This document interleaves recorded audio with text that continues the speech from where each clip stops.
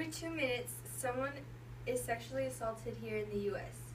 Each year, there are about 213,000 sexual assault victims.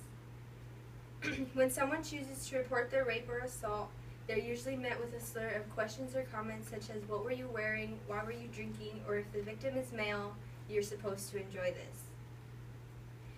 Victim blaming occurs when the victim of a crime or any wrongful act is held entirely or partially responsible for the harm that befell on them. It is important to understand that this is not the way to react when and if a victim chooses to confide in you.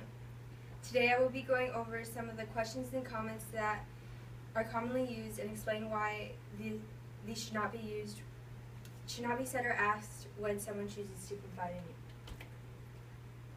First, what were you wearing?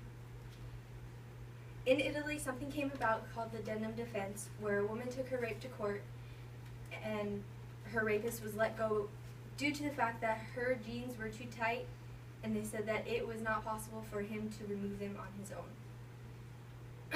What the judge and jury failed to realize is that many times during an attack, a victim will comply with their attacker because they are already afraid of what is going to happen to them, and they do not want to make it any worse than what it already is.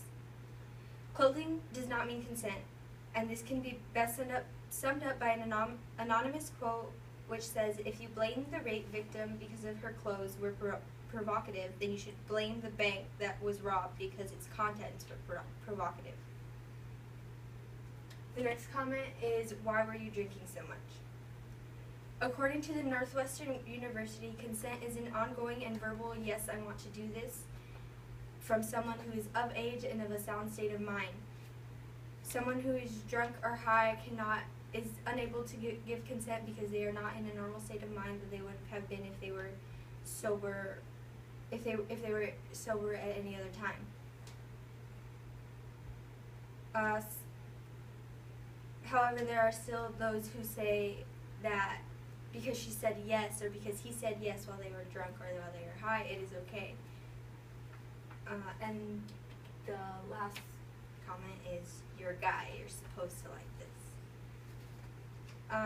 Many male victims are dismissed and actually made fun of when they share their experiences and their stories, and as society as a whole, it is believed that men like sex, men want sex all the time, so if they cannot be raped. However, it is shown, this goes along with the, if you were physically aroused during a rape, it shouldn't be considered rape. However, when physical and sexual arousal are biological components, and when it actually doesn't matter to the body what your mind is thinking or what you are feeling at that time, it actually comes as natural as breathing to everyone. So in conclusion, I have shared with you the most commonly used comments when it comes to victim blaming and why you should never say them to someone who confides in you. It is important to remember to be understanding and sympathetic towards someone who is seeking comfort because they are already feeling weak and violated. With all this being said, I would like to end with a quote from the 16-year-old Steubenville victim. "I did not want to report it because I knew everyone would blame me."